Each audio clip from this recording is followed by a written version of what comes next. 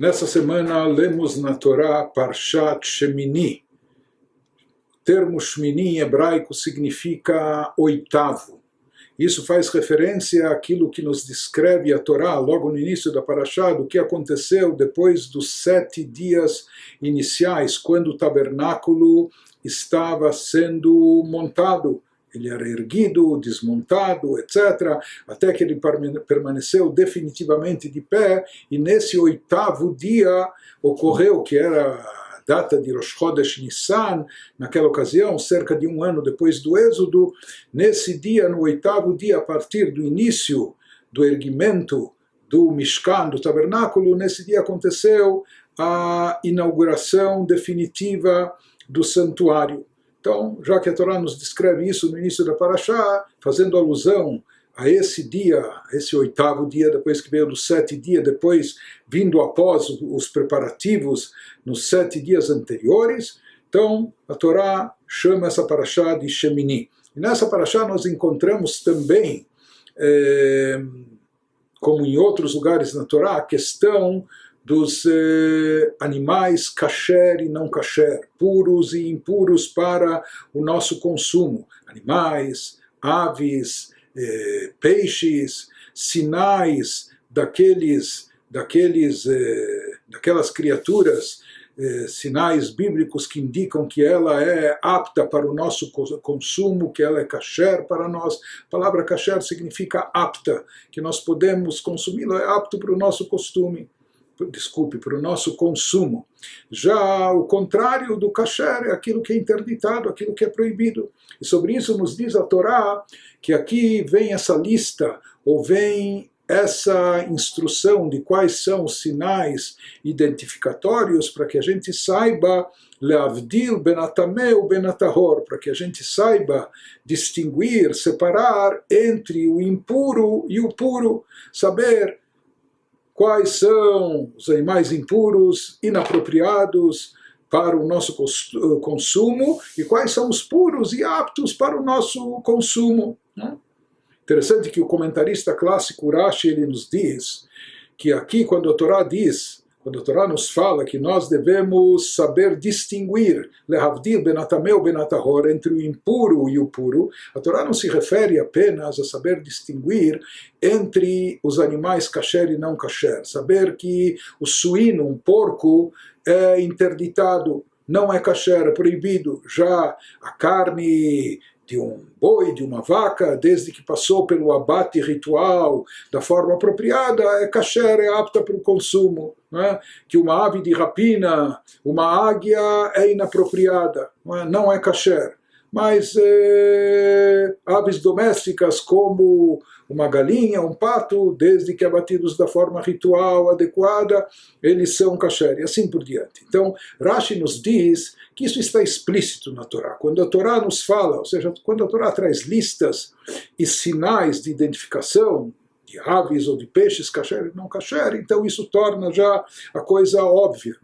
Mas aqui, quando a Torá nos fala que devemos saber distinguir entre o puro e impuro, aqui se trata de uma distinção bem mais sutil, que exige muito mais percepção da nossa parte, muito mais cuidado para que saibamos de fato distinguir, porque quando a coisa é óbvia, quando é claro que esse animal faz parte dos impuros, ou esse peixe não tem barbatanas e escamas, então está óbvio que é impuro.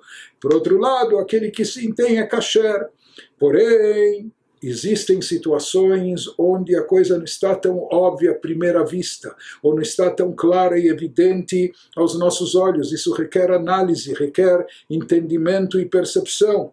Por exemplo, no próprio abate ritual, na shechitá, a forma de abate ritual, numa pequena diferença de centímetros e quem sabe até milimétrica de onde foi passada a faca, de onde e como foi feito o abate, então isso pode invalidar totalmente o abate, mesmo que a ave em si, o animal, em princípio, a priori, é um animal puro, uma ave pura, portanto, kasher, virtualmente kasher para o consumo, mas se esse pequeno desvio, essa pequena falha no abate ritual ocorreu, ele acaba se tornando impuro e interditado. E sobre isso nos diz a Torá que nós devemos saber ter muito cuidado e saber discernir com muita precisão entre aquilo que é puro e que é impuro. Isso a respeito das leis de Kashrut. Na realidade, explica o Rebbe que o mesmo se aplica à nossa vida em geral, as escolhas que temos que fazer, aquilo que está diante de nós. Então, quando estamos assistindo tudo em preto e branco, né, quando se sabe, olha, isso é branco, isso é puro, isso é bom, isso é preto, é negro, isso é algo negativo. Então, nesses casos, existem casos e situações que é muito fácil saber distinguir entre o preto e o branco, entre o bem e o mal, e saber fazer a escolha certa. O grande problema é que na nossa vida, muitas vezes, nós temos as chamadas zonas cinzentas. Quando o branco não é só branco, o negro não é só negro, isso se mistura em colorações distintas, etc. E fica difícil de discernir e perceber, será que isso é bom ou será que isso é mal? Será que isso é positivo ou negativo? Será que isso é puro ou impuro? E muitas vezes a diferença é muito sutil, baseada em pequenas nuances. Isso exige uma capacidade de discernimento especial, muito apurada, não é? Como podemos distinguir nesses casos? Diz o Rebbe que isso vem do nome da nossa paraxá.